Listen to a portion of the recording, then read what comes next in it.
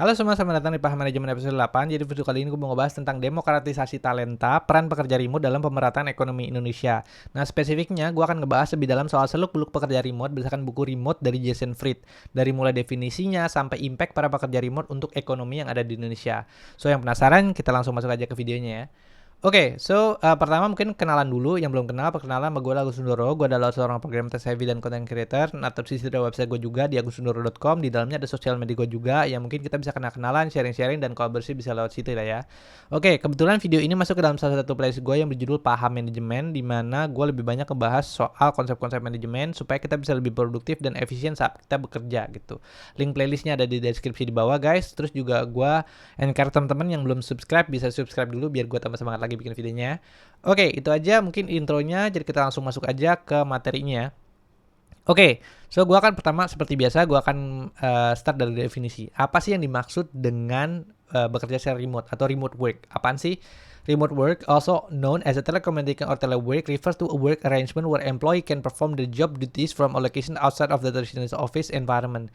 Keywordnya adalah pekerja yang melakukan pekerjaannya di luar dari kantor. Itu disebut dengan remote work. Oke, kalau di Indonesia istilahnya mungkin yang lebih umum adalah WFA atau WFA, working from home atau working from anywhere. Jadi bekerja dari mana aja di luar dari kantor. Oke.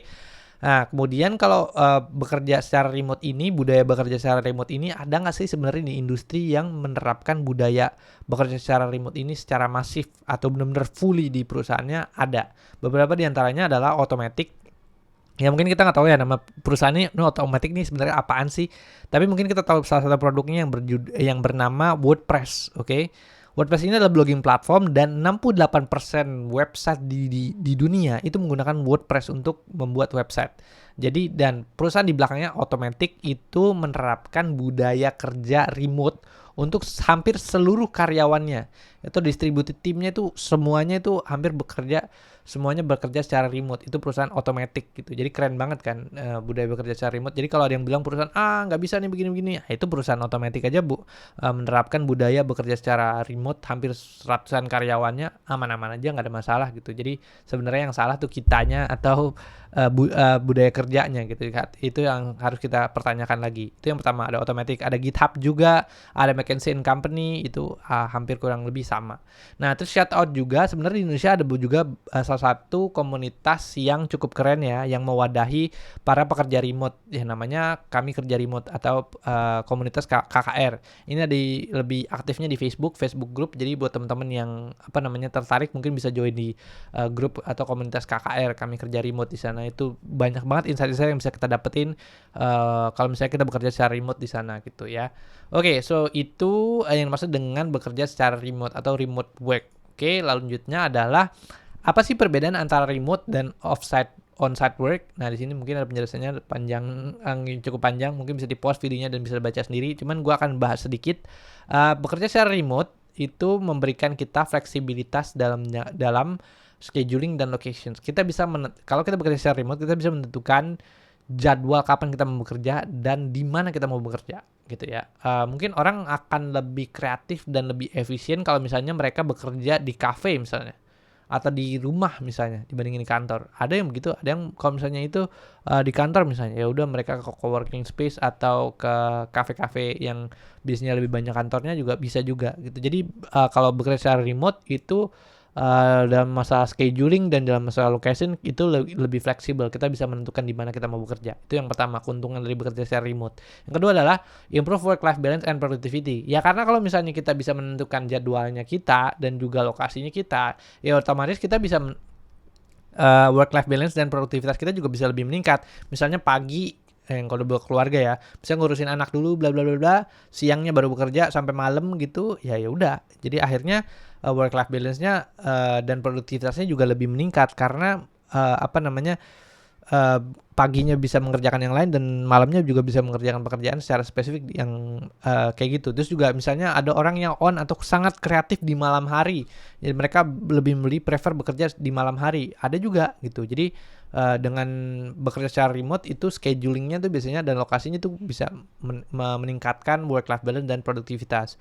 Nah, cuman ada debatable statement yang kayak bilang, oh pekerja remote tuh earningnya nggak terlalu banyak gitu kan, earningnya biasa aja gitu. Nah sebenarnya ini udah gue bahas di salah satu video gue yang berjudul PIT atau di playlist tunai Personal Income Tracker, di mana di situ gue nge-breakdown structure gaji kita tuh sebenarnya dari suatu perusahaan tuh kayak apa sih. Misalnya kita gajian dalam suatu perusahaan, kita punya gaji 3.500.000 gitu kan. Nah, itu gue sampai ngitung per jamnya kita dapat berapa, terus juga cost yang kita keluarkan sebagai pekerja tuh berapa gitu. Misalnya 8 jam kerja sehari, terus juga commuting yang biasanya kita nggak pernah hitung tuh commuting time. Misalnya pagi berangkat 2 jam, malam pulang 2 jam, itu kita nggak pernah hitung gitu. Nah, misalnya di kantor kita di offer gaji 4 juta atau 5 juta. Sedangkan kalau remote work kita di offer gaji misalnya 3,5 juta gitu. Nah, apakah bekerja di kantor itu lebih profitable? Enggak juga, karena kita waktu yang kita spending di kantor itu lebih besar dibandingin saat kita bekerja secara remote. Dan biasanya kalau misalnya perusahaan yang menerapkan remote culture, mereka tuh biasanya lebih efisien dibandingin perusahaan yang cuman on-site aja.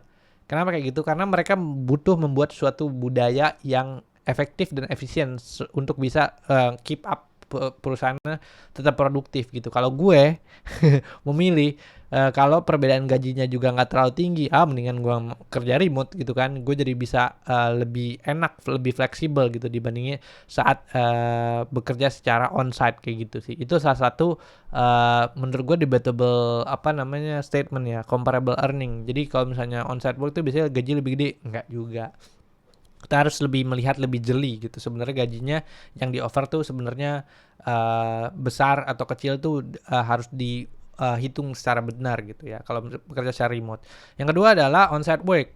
Nah, on-site work ini mungkin bisa dibaca lagi penjelasannya, tapi keuntungannya dari on-site work adalah on-site work memberikan opportunities untuk in-person collaborations. Ya mungkin kalau misalnya kita mau berdiskusi atau mau membangun sesuatu hal yang cukup besar gitu ya, yang tektokannya cukup cepat, itu mungkin in-person collaborations itu cukup efektif ya. Tapi itu salah satu keunggulan dari on-site work ya. Tapi kalau misalnya kita menerapkan itu secara terus-menerus, maka di on-site work ini akan ada juga kekurangan yang pertama, yaitu less flexible and more time consuming due to commuting requirement. Jadi mungkin projectnya tuh cuman kayak 3 bulan aja, abis itu karena bekerja secara on-site, jadi ya less flexible and more time consuming due to commuting. Jadi kita waktunya lebih tidak fleksibel dan akan lebih banyak memakan waktu untuk commuting ya, 2 jam di pagi dan 2 jam di pulang waktu pas kita mau pulang dari kantor, itu juga kan harus dihitung kayak gitu ya. Jadi itu kekurangan dari on-site work kayak gitu. Itulah perbedaan antara bekerja secara remote dan bekerja secara on-site ya. Lalu kemudian dari bukunya si Jason Fried itu beberapa dia juga ngebahas itu bekerja secara remote, the time is right for remote work. Kenapa? Karena yang pertama ada advancement in technology. With the proliferations of digital tools and communication technology, remote work has become more feasible and accessible than ever before. Iyalah, karena sekarang itu sudah ada, misalnya kalau kita mau melakukan teleconferencing gitu, udah ada Google Meet, terus kita mau ngobrol juga udah ada Slack, udah nggak pakai email-emailan lagi kan. Jadi udah lebih mudah untuk melakukan bekerja secara remote tuh udah lebih gampang gitu kan. Udah ada WhatsApp group misalnya, yang masih pakai WhatsApp group, yikes. Nah kayak gitu-gitu ya. Jadi sekarang udah waktunya kita bekerja atau bergerak menuju ke arah bekerja secara remote. Itu yang pertama yang dibahas di buku soal Adventure in Technology. The time is right for remote work. Yang kedua adalah changing work culture. There has been a shift in work culture toward greater flexibility and work-life balance. Nah sekarang juga karyawan-karyawan di dalam suatu perusahaan itu sekarang lebih demanding juga, karena mungkin mereka udah lebih cerdas dan juga mungkin dunianya udah cukup berbeda ya. Kayak kemacetan udah di Jakarta apalagi udah nggak keruan gitu kan, udah parah banget gitu. Jadi biasanya karyawan-karyawan itu dalam satu perusahaan lebih pengen meminta untuk fleksibilitas dan work-life balance-nya itu diutamakan gitu. Jadi ada juga changing work culture yang terjadi di dunia ini sekarang banyak juga. Yang ketiga adalah globalization and distributed teams. In today's interconnected world, business operate on a global scale and distributed teams are becoming the norm.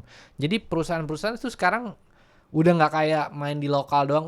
perusahaannya ada di Jakarta doang kayak gitu, terus perusahaannya ada di Jogja doang, perusahaan ada di misalnya di daerah-daerah doang. Sekarang udah perusahaan tuh udah makin mengglobal, udah across countries malah kan. Jadi distributed team tuh udah makin makin masif gitu. Jadi remote work sebenarnya mau nggak mau harus mau itu akan terus terdorong untuk bisa diadopsi sama perusahaan-perusahaan. Itu yang ketiga. Yang keempat adalah rise of knowledge work. With the rise of knowledge-based industry and digital economy, many jobs no longer require physical presence in traditional office setting. Jadi kalau misalnya sekarang udah ada white collar job, itu sekarang udah nggak perlu lagi ke kantor untuk bisa mengerjakan pekerjaannya secara efektif, karena ada teknologi dan tools-tools tadi ya, itu mereka nggak perlu lagi ke kantor. Misal beberapa contohnya kayak misal akuntan sebenarnya bisa ngerjain ngerjain itu di rumah. Desainer bisa mengerjain desain di rumah atau dimanapun mereka mau. Misalnya videographer, apalagi programmer apa lagi kan, nggak perlu ke kantor dan bla bla bla kan. Terus ya pokoknya masih banyak lagi white collar job tuh, marketing atau digital marketing itu kayak pekerjaan-pekerjaan yang tidak perlu dilakukan yang harus presence ke kantor gitu. Nah, cuman mungkin ada beberapa excuses, mungkin nanti gua akan bahas di slide berikutnya, yang biasanya masih diiniin sama perusahaan-perusahaan gitu ya. Kayak nih udah terbiasa sama tradisi, akhirnya mereka sulit untuk mengadopsi budaya baru gitu ya, atau budaya remote ini. Tapi sekarang advancement in teknologi, kayak misalnya sekarang udah ada VR nih di sini. Udah ada VR misalnya Apple Vision Pro, terus sekarang juga ada Oculus VR, dan ini kan mungkin sekarang harganya masih kayak 70 juta, 80 juta ya, tapi soon to be mungkin 5 sampai 10 tahun ke depan ini harga-harga device ini kemudian makin turun, mungkin bisa harganya seharga handphone nanti kan. Jadi karena percepatan atau development dalam bidang teknologi gitu. Nah, ketika ini sudah diadopsi sama perusahaan gitu, terus tapi ada perusahaan yang kayak masih traditional work gitu, yang pokoknya harus ke kantor segala macam. Nah, terus telat mengadopsi teknologi, akhirnya perusahaan yang mulai masuk ke teknologi mengadopsi teknologi duluan ini yang akan kemudian bisa jadi pemenang gitu ya. Nah, makanya gue bilang mungkin buat perusahaan-perusahaan juga mulailah melihat budaya remote work ini juga secara seksama ya, jangan cuman kayak itu cuman ini doang lah, nggak bisa diterapkan di perusahaan gua kayak begini-begini. Nggak juga, harus benar-benar dilihat. Karena ketika kita miss the moment dalam satu perusahaan, miss the moment, ya udah perusahaan nanti akan kelewat dan tergerus sama kompetisi gitu. Jadi harus benar-benar seksama nih buat para business owner nih, harus lihat-lihat. Lalu itu soal yang dibahas di buku soal the time is right for remote work. Lalu terus juga ada dealing with excuses. Nah, di dalam satu perusahaan juga itu ada beberapa excuses yang biasanya diiniin sama perusahaannya. Yang pertama adalah lack of trust. Ya, bilang sama employee may express concern about trusting employee to work remotely without direct supervisions. Ya, jadi perusahaan-perusahaan bilang kalau misalnya karyawan dibiarin bekerja secara remote, nanti mereka malah nggak kerja segala macam. Mereka tuh harus benar-benar diliatin atau melakukan direct supervision. Enggak juga sebenarnya. Author atau Jason Fried bilang hiring self-motivated and responsible individual is who can be trusted to deliver result regardless of their location. Jadi sebenarnya yang salah tuh bukan sistemnya, tapi orangnya. Jadi kalau misalnya ada orang yang udah dikasih kebebasan untuk bekerja secara remote tapi melalaikan itu, berarti ya lu ganti orangnya. Jangan sistemnya lu salahin gitu kan. Ganti orangnya, ganti sama orang yang remote capable kalau mau bergeser ke arah bekerja secara remote ya. Tapi kalau misalnya orang tersebut nggak mau bekerja secara remote, masih onsite, pengennya ya udah nggak ada masalah juga gitu. Tapi kalau orang yang sudah memilih untuk bekerja secara remote tapi dia melalaikan, ya udah ganti. Berarti mereka memang tidak tidak responsible untuk masalah pekerjaannya mereka gitu. Tidak self motivated dan tidak responsible. Jadi hire orang yang tepat untuk pekerjaan tersebut. Lalu di sini juga si Jason Fried juga bilang setting clear expectation and provide message to measure productivity and accountability. Jadi sebenarnya direct supervision itu masih dipertanyakan apakah itu perlu diperlakukan ke karyawan atau tidak sebenarnya. Kita sebagai karyawan sebenarnya kita mampu kok untuk mengerjakan pekerjaan kita dan mampu mencapai goal-goal kita asal kita tahu clear ekspektasinya nih perusahaan maunya mau ke arah mana, dan matriks-matriks yang dikejar sama perusahaan tuh apaan gitu. Harus jelas. Kalau misalnya udah jelas, ya sebagai karyawan ya kita apa namanya ya mencapai itu sebenarnya bisa-bisa aja gitu. Yang penting jelas aja. Jadi sebenarnya direct supervision sih masih dipertanyakan gitu. Nah, kalau misalnya ada perusahaan-perusahaan yang bilang excuse-nya ada lack of trust, karyawan tidak bisa dipercaya ketika mengadopsi remote work, ya ini alasannya, coba nanti kasih alasan tandingan ini ya. Tadi itu yang pertama. Yang kedua adalah communication challenge. Employee may worry about communication breakdown and lack of communication in remote work environment. Ya elah, ya kan sekarang teknologi udah di mana-mana, udah bisa pakai teleconferencing, udah bisa pakai Slack, udah bisa pakai project management gitu kan. Mau pakai U-Track, Trello segala macam udah, lah communicationsnya udah lebih gampang. Mau melakukan check-in juga gampang gitu kan. Lebih mudah lah sekarang ya. Jadi kalau communication challenge bullshit itu kan. Regular check-in using video conferencing, face-to-face interaction and fostering culture of open communication and transparency. Dari gue bilang tools-nya udah bisa dipakai semua. Jadi kalau ada yang perusahaan bilang communication challenge, that's bullshit. Mereka susah aja bergerak dari tradisi. Yang ketiga adalah cultural challenge. Organization may struggle with maintaining company culture and fostering team cohesion in remote work environment.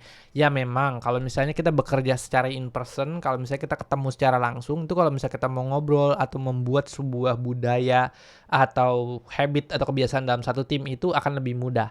Tapi kalau misalnya bekerja secara remote, gue pribadi pun sebenarnya bekerja secara remote tidak membuat gue kehilangan budaya kerja gue gitu di perusahaan. Kan setiap perusahaan kan pasti punya budaya kerja kan. Kehilangan budaya kerja gue juga enggak juga, sebenarnya tergantung aja perusahaan itu bagaimana caranya dia bisa mempublikasi atau menerapkan budaya kerjanya. Nah, si Jason Fried bilang this can be achieved through virtual team building activities, kayak misalnya virtual barbecue kayak gitu-gitu, ngobrol-ngobrol segala macam, ketemu segala macam setiap bulan atau monthly meeting terus ngobrol soal apa, itu masih bisa juga dilakukan gitu ya. Share rituals and traditions and fostering connection through digital platform and social channels. Sebenarnya itu bisa juga dilakukan untuk mendorong cultural atau habit membangun sebuah budaya saat kita bekerja secara remote kayak gitu. Jadi kalau ada orang atau perusahaan-perusahaan yang bilangin lack of trust, communication challenge, cultural challenge, ya coba kasih alasan tandingan kayak gini lah ya gitu.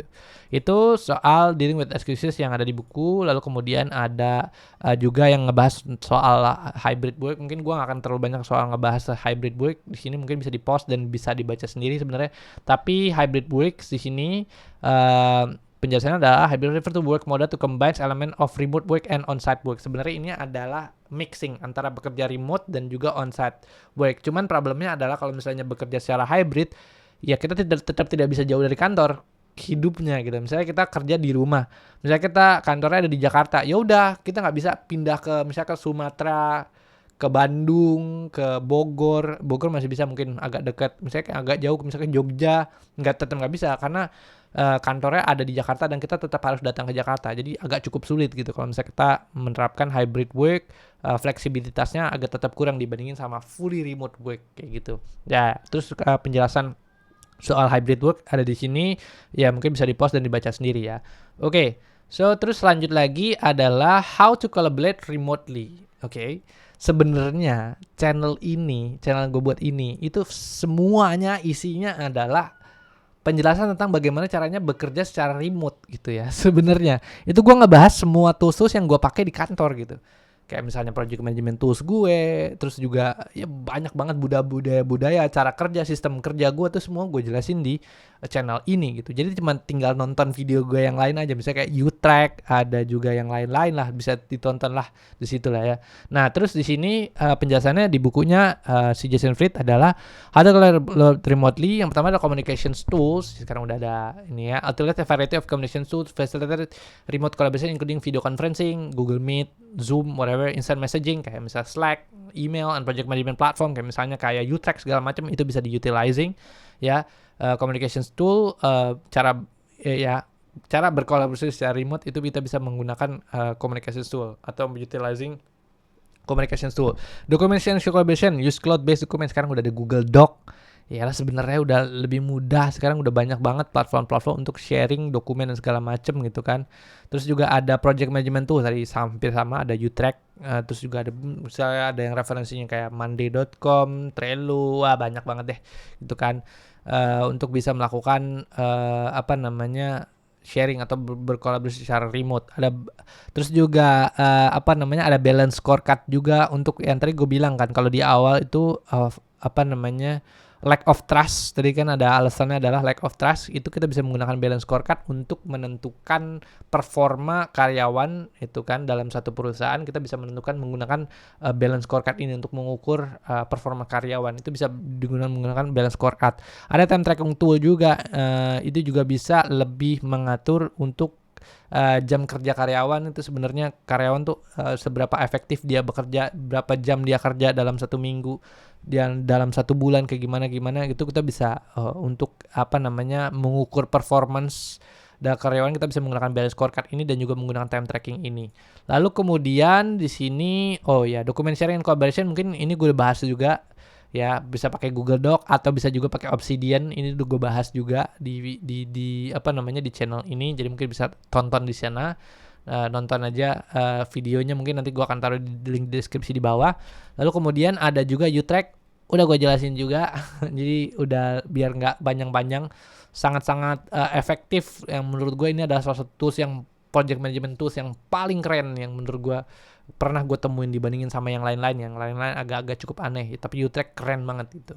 Lalu lanjut lagi ada balance scorecard. Ini juga gue udah bahas di di video gue yang lainnya soal balance scorecard. Jadi bagaimana caranya mengukur kinerja karyawan dalam satu perusahaan yang bergerak secara remote. Itu udah gue jelasin juga. Lalu kemudian ada lagi time tracking tool pakai Clockify, itu gue udah jelasin juga di video lainnya.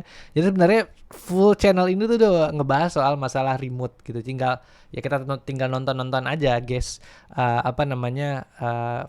video-video yang udah gue berikan gitu ya. Lalu kemudian selanjutnya adalah gue mau ngebahas tadi itu soal buku ya, di mana Jason Fried menceritakan tentang future of work, soal bekerja secara remote itu kedepannya akan terus didorong oleh sama budaya kerja remote akan terus diadopsi sama perusahaan-perusahaan gitu. Nah sekarang gue mau ngebahas soal kenapa bekerja secara remote itu important atau penting untuk Indonesia. Oke, yang pertama adalah economic growth. Ya, di sini penjelasannya adalah remote work can stimulate economic growth by reducing geographic constraint and allowing worker to contribute to various industry and sector from anywhere in the country. Maksudnya adalah kalau kita lihat sekarang ini berdasarkan BPS, ada Badan Pusat Statistik Indonesia. Jumlah Indonesia ada di tahun 2022 adalah 275 juta jiwa, dan 49 jutanya ada di Jawa Barat, 16.000 terus mungkin statistiknya di sini ya. Di DKI Jakarta itu paling padat, itu ada 16.000 orang per kilometer. Jadi dalam satu kota itu benar-benar padat gitu ya. Di Yogyakarta juga kecil banget ya.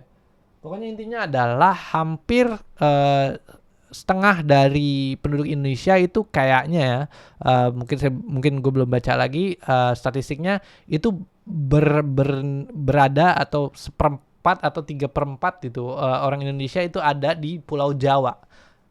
Kebayangkan betapa kebaknya penuhnya tuh Pulau Jawa ini kan. Jadi kebanyakan ekonomi itu berputar di area atau di Pulau Jawa sini gitu ya. Nah, kalau misalnya orang-orang bekerja secara remote gitu kan, kemudian dia tinggal di Kalimantan, ada yang tinggal di Bali, ada yang tinggal di Papua, lebih banyak gitu bekerja secara remote untuk perusahaan yang ada misalnya di Jakarta gitu kan.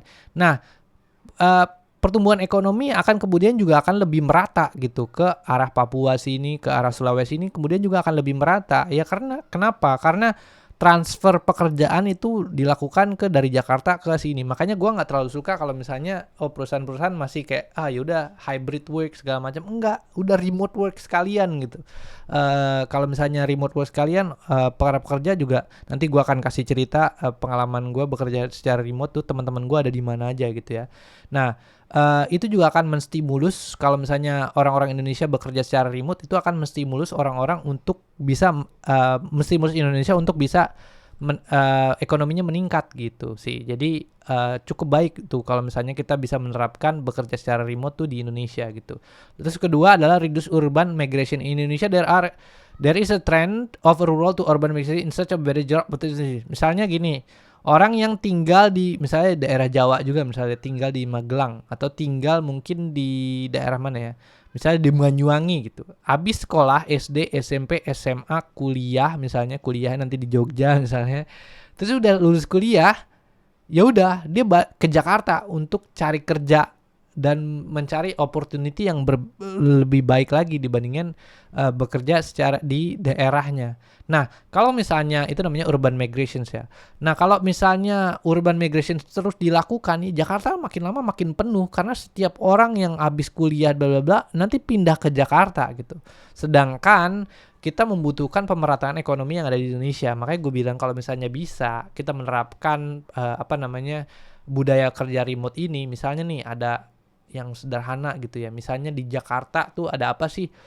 Misalnya di Jakarta tuh ada kementerian apa gitu. Misalnya di Jakarta misalnya Kementerian Keuangan gitu kan di Jakarta, dan misalnya Kementerian Keuangan memberikan opportunity untuk orang yang ada di Sumatera untuk bekerja sebagai pegawai tetap atau ASN tetap di perusahaan di Kementerian Keuangan misalnya, tapi tetap tinggal ada di Sumatera. Wah, itu keren banget. Asli keren banget.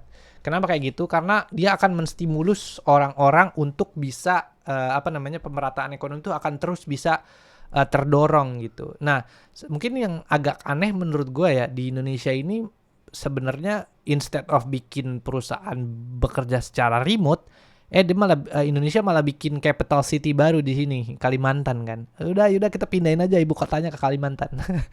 Menurut gua solusinya sih sebenarnya bukan pindahin ibu kotanya sih, sebenarnya yang solusinya menurut gua adalah gimana caranya kita mendorong perusahaan-perusahaan yang ada di Pulau Jawa ini, perusahaan-perusahaan yang ada di Indonesia ini untuk bisa mengadopsi budaya bekerja secara remote, sehingga orang-orang tuh bisa ya terserah mau tinggal di mana aja gitu-gitu ya gitu. Jadi nggak kayak udah pemerataan ekonominya jadi bisa lebih enak gitu. Misalnya jadi udah nggak kebak lagi di Jakarta segala macam, sedangkan di Papua orang kayak masih bertani, bercocok tanam gitu-gitu. Kan keren ya. Misalnya kalau di Papua nih ada programmer, ada perusahaan sekelas Apple gitu bikin perusahaannya di Papua gitu segala macam, atau ada perusahaan ada salah satu programmer juga yang ada di Papua itu kerja di perusahaan Jakarta yang terus berkontribusi di perusahaan-perusahaan yang keren-keren di Jakarta, itu kan keren banget ya. Jadi di video ini juga gue pengen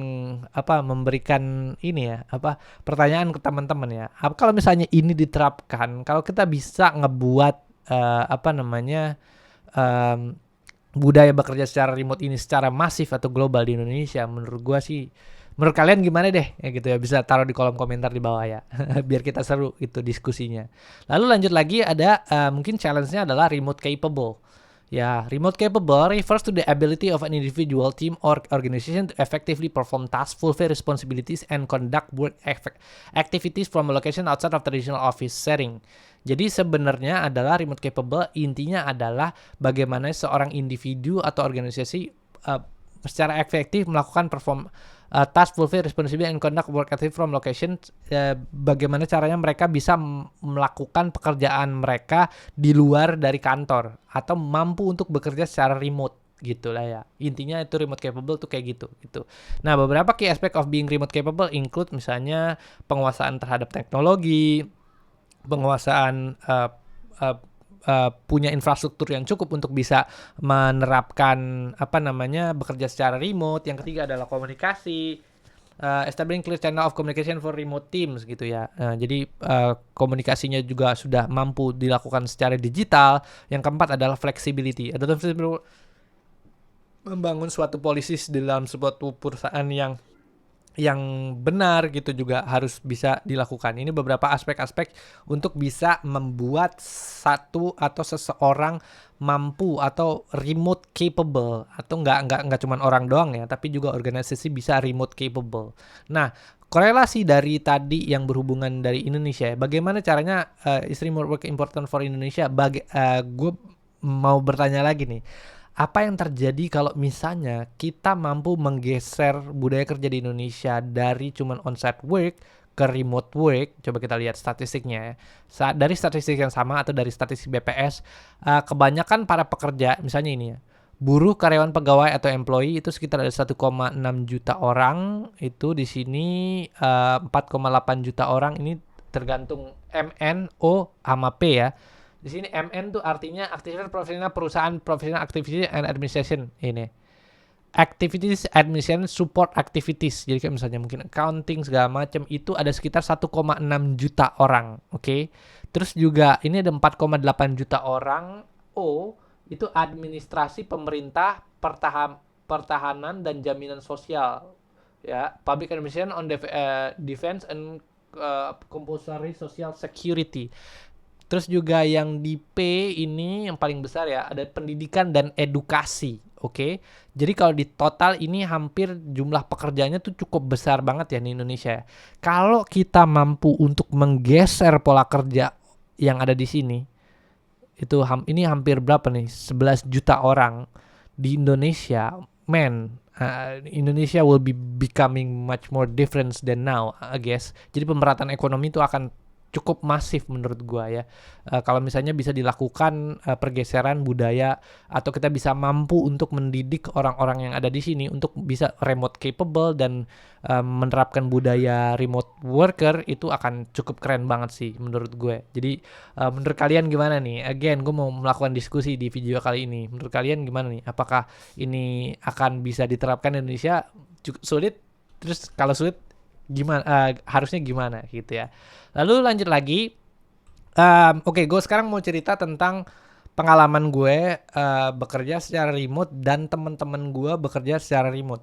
Oke, itu teman-teman gue tuh adanya di mana aja ya. Oke, mungkin yang pertama adalah gue pernah punya pengalaman itu ada salah satu teman gue kerja, dia tinggalnya di Aceh, tapi di Aceh Timur gitu. Dia adanya di dekat pantai dan daerahnya tuh cukup jauh ya dari Aceh kota ya. Jadi dia, tapi kerennya adalah dia itu bisa berkontribusi ke salah satu perusahaan itu yang ada di Australia, yang gue kenal banget nih orangnya, teman gue banget di sini.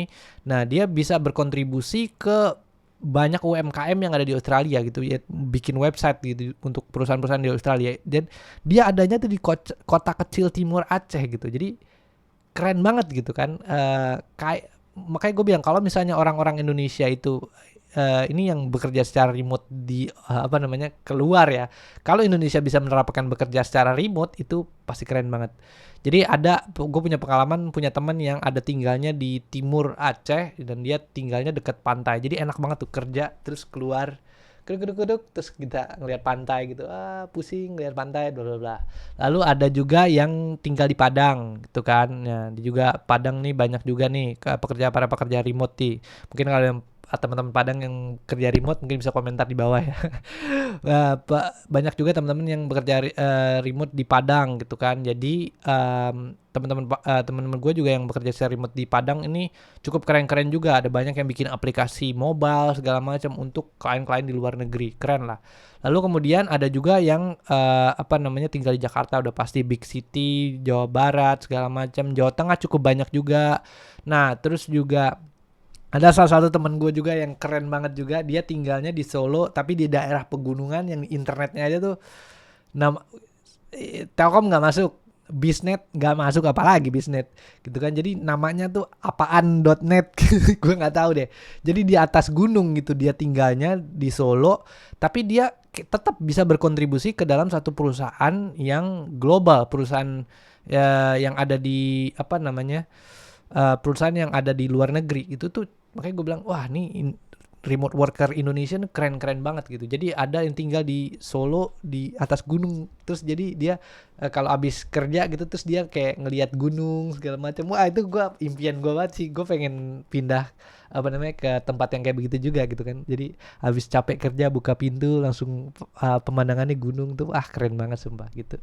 Jadi gue juga punya pengalaman, ada temen yang kerja di Solo yang deket gunung rumahnya. Ada yang di Bali, banyak juga Bali nih, banyak banget gitu teman-teman gue yang di Bali yang remote worker. Ada juga yang di Makassar di Sulawesi gitu ya. Nah cuman gue belum ketemu nih, ada nggak sih sebenarnya, gue juga nggak tahu ya. Mungkin ada teman-teman yang kerja dari Papua bekerja secara remote gitu ya, ada juga gitu ya. Cuman pengalaman gue adalah di sini menunjukkan bahwa sebenarnya kalau misalnya across multiple region di Indonesia itu tidak terbatas gitu. Tergantung orangnya. Kalau misalnya orangnya mampu untuk bekerja secara produktif, ya nggak apa-apa, dikasih aja kemampuan, dikasih aja kebebasan untuk bekerja secara remote. Tuh buktinya nih, teman-teman gua aja yang ada di sini aja mampu untuk bisa berkontribusi ke perusahaan-perusahaan global, apalagi perusahaan-perusahaan Indonesia doang ya elah.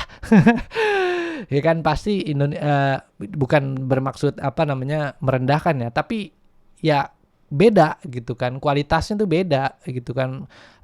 Disebar aja, maksudnya diberikan aja gitu ke apa namanya opsi untuk bekerja secara remote. Kalau memang dia remote capable, yang tadi ada beberapa key aspeknya, remote capable dari sisi organisasinya dan dari sisi si orang itu remote capable, dibebasin aja gitu. Nah kalau misalnya dibebasin, nanti kita juga, si perusahaan ini akan kemudian membantu untuk bisa meningkatkan pemerataan ekonomi Indonesia itu tadi gitu sih. Makanya kenapa gue share ini juga gitu ya. Lalu kemudian ini gue mau bahas lagi soal Indonesian Remote Work Policy gitu ya. Nah, gue kepikiran, emang gue agak-agak jauh sih sebenarnya. Ini mungkin bisa di apa namanya post dan dibaca sendiri. Ini mungkin gue kasih suatu ide untuk apa namanya sistem apa namanya Kementerian Pekerjaan. Kementerian apa sih? Eh, Kementerian, pokoknya kementerian yang ngurusin pekerja Indonesia deh gitu ya, gue lupa namanya. Nah, bisa nggak daripada bikin apa namanya program untuk sistem apa namanya prakerja Indonesia, bisa nggak bikin sertifikat kerja remote? Jadi bikin di mana orang-orang yang remote capable untuk punya sertifikat ini. Bikin tesnya agak susah dikit tapi nggak apa-apa. Tapi setiap orang yang mampu untuk lulus dari sertifikat kerja remote ini boleh punya, kalau Indonesia mau nge-push policy ini ya, boleh bekerja secara remote gitu. Dan mereka boleh tinggal dimanapun mereka suka kayak gitu. Nah ini pasti akan peminatnya, menurut gue sih peminatnya akan banyak banget ini. Ya, jadi orang-orang pasti akan memilih tinggal di daerah-daerah tempat yang tadi gue bilang ya. Misalnya kalau misalnya ada sertifikat kayak gini ya, sertifikat kerja remote gitu ya. Nah terus kayak begini ya, lokasi-lokasi kayak gini ya, orang-orang pasti pindah ke Aceh, pindah ke mana lagi, ke Jawa Barat, ke Jawa Tengah, ke Bali, ke Makassar, tempat-tempat yang eksotis, yang keren gitu kan. Nah nanti dengan adanya sertifikat ini, kemudian perusahaan-perusahaan juga menetapkan kapasitas kerja remote, akhirnya pemerataan ekonomi juga akan semakin tinggi gitu. Menurut gua sih ini ya, ide nakal gua aja gitu kan, sertifikat kerja remote. Gue juga nggak tahu apakah ini bisa mendorong itu apa enggak gitu ya. Jadi cukup keren nih kalau misalnya Indonesia bisa menerapkan remote work atau bekerja secara remote policy atau kebijakan bekerja secara remote. Nah, terus mungkin bisa di-post dan dibaca. Mungkin ini ada beberapa challenges dan juga penjelasan soal remote work policy kalau misalnya mau diterapkan di Indonesia ya. Cuman gue gak akan terlalu dalam. Cuman gue tertarik aja nih kalau misalnya di Indonesia kalau ada kayak gini, wah keren banget sih. Gue pasti akan, gimana caranya gue akan supaya gue bisa lulus sertifikat kerja remote ini. Karena dengan adanya sertifikat kerja remote ini, kita bisa ya apa namanya, wah Indonesia akan kemudian diverse, nggak Jakarta centric atau Jawa centric, tapi benar-benar bisa Indonesia centric gitu. Pertumbuhan ekonominya bisa jadi kayak begini gitu ya, bisa lebih berkembang lagi gitu. Lalu kemudian ada lagi strategi juga untuk gue memberikan ide lagi nih buat perusahaan-perusahaan juga, strategi untuk perusahaan untuk bisa mengadopsi remote work gitu ya. Again, gue ini bukan bermaksud menakut-nakuti untuk para perusahaan ya, tapi it's coming gitu kan. Jadi VR kayak gini tuh tools-tools atau device-device untuk melakukan bekerja secara remote tuh makin kesini makin it's coming. Jadi untuk perusahaan harus terus bisa beradopsi dan bisa menggeser pola kerjanya tuh harus semakin cepet. Jangan cuman kayak ya udah tradisi aja, aduh lama-lama akhirnya nanti tergerus sama ekonomi gitu ya, tergerus sama kompetisi gitu. Nah ada beberapa strategi gitu untuk perusahaan untuk bisa mengadopsi remote work. Yang pertama adalah digital transformation, itu yang pasti yang paling utama. Jadi bikin sistem base udah pasti ya. Semua sistemnya yang gua kasih di channel gua ini purely gratis, hampir semuanya gratis ya. Kalau ada yang bayar juga bayarnya nggak terlalu mahal gitu. Open source kebanyakan gitu kan. Kayak misalnya tooling kayak misalnya project management tool, Clockify itu gratis, full gratis. Terus abis itu ada banyak lagi tuh yang gue sebarin di balance scorecard, cuma tinggal bikin kayak begitu doang, gratis juga. Jadi please shift to digital. Kalau misalnya mau mengadopsi remote work, yang pertama adalah key ingredients-nya adalah shifting to digital atau melakukan transformasi digital. Yang kedua adalah asynchronous communication. Ini udah pasti nih. Aduh. Perusahaan itu sekarang di Indonesia itu mungkin sekarang udah mulai mengadopsi, kayak udah mulai bergerak kayak pakai WhatsApp group untuk komunikasi segala macam, tapi mereka kayak masih payah gitu kalau dalam menerapkan cara berkomunikasi yang efisien dan performance gitu ya. Orang masih tetap melototin WhatsApp ini, aduh gimana nih gini. Nah itu tuh udah cara bekerja yang lama gitu ya. Nah jadi di video sebelum lainnya juga gue udah menjelaskan soal masalah asynchronous communications ya. Jadi bagaimana caranya bekerja secara efektif dan efisien secara remote dengan menerapkan asynchronous communications ya. Udah ada videonya. Jadi bisa ditonton lagi buat perusahaan kalau bisa mengadopsi remote work, bisa menerapkan. Yang kedua adalah key ingredients-nya adalah melakukan komunikasi asinkronus. Yang ketiga adalah remote transition strategies. Jadi nggak serta-merta nih, misalnya kalau udah melakukan digital transformation, udah melakukan asynchronous communication, tidak serta-merta langsung berubah pure jebret gitu. Enggak juga, tapi kita harus melakukan remote transition strategies. Yang pertama adalah hybrid approach. Nah, kebanyakan perusahaan sudah melakukan hybrid approach. Jadi perusahaannya di Jakarta, tapi juga misalnya 3 hari sekali tetap harus ke kantor dan segala macam kayak gitu. Udah dilakukan. Tapi permasalahannya adalah cuman sampai sini doang. Oke. Udah nih. Mereka cuma melakukan ini doang. Tapi kalau misalnya turun ke bawah lagi, mereka tidak melakukan ini. Full remote within city. Misalnya perusahaannya ada di Jakarta Timur, misalnya Jakarta Pusat misalnya. Lo harus tinggal di Jakarta Selatan gitu.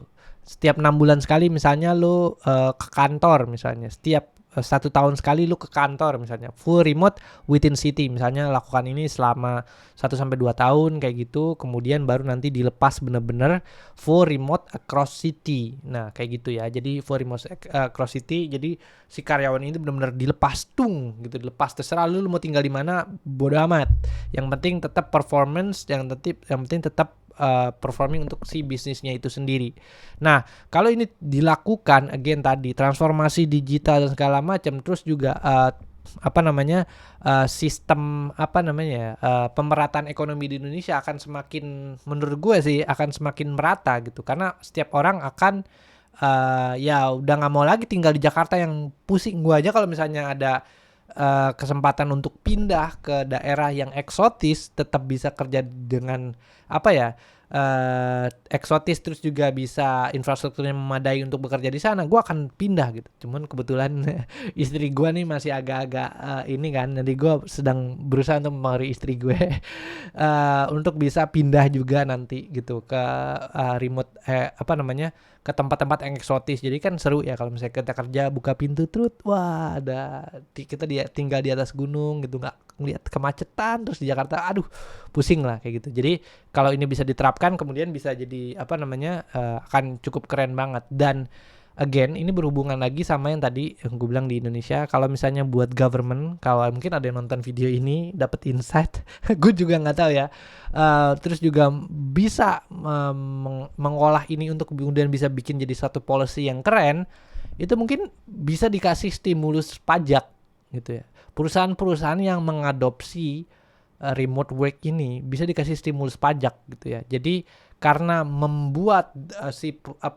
karyawan-karyawan ini tuh bergerak atau menyebar ke banyak tempat di daerah, maka kan stimulus ekonominya akan terus meningkat kan. Mungkin di bagian sini ya, kalau perusahaan yang udah mencapai titik ini mungkin bisa dikasih stimulus pajak, mungkin pengurangan pajak misalnya 0,5% atau 1% atau 5%, gue nggak tahu sih.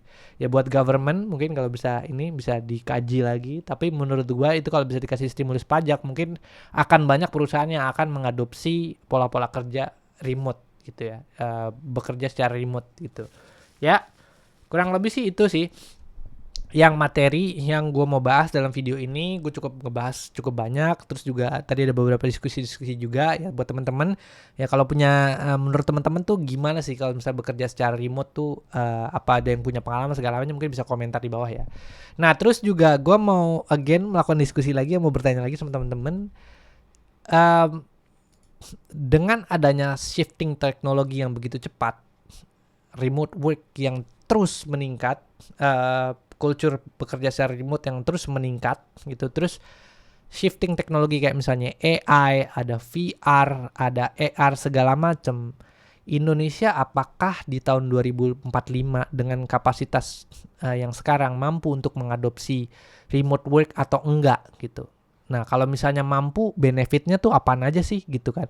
Tapi kalau nggak mampu tuh benefitnya apa? Lalu efeknya kalau misalnya di dalam kehidupan kita sehari-hari, kalau kita tidak mulai belajar untuk bekerja secara remote, mempelajari tools-tools yang ada sekarang, bekerja secara remote itu efeknya ke kita apaan sih? Nah, gue pengen coba melakukan diskusi nih ke teman-teman nih.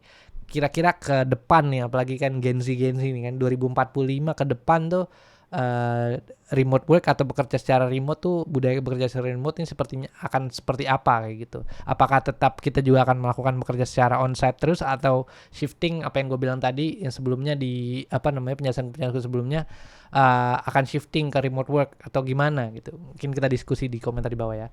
Oke, mungkin itu aja geng, video kali ini. Mungkin gue menjelaskan cukup panjang, kali lebar kali tinggi, tapi menurut gue ini adalah hal yang seru dan hal-hal yang menurut gue cukup keren ya kalau misalnya Indonesia tuh bisa mengadopsi culture atau bekerja secara remote ini gitu, dan benefitnya cukup banyak banget gitu ya. Itu aja mungkin yang bisa gue sampein. Terus gue juga encourage teman-teman jangan lupa untuk share, like, sama komen. Terus juga kalau misalnya mau ngobrol-ngobrol sama gue, ada website gue juga di akun sundoro.com. Thank you semuanya udah nonton. Sip, oke, bye.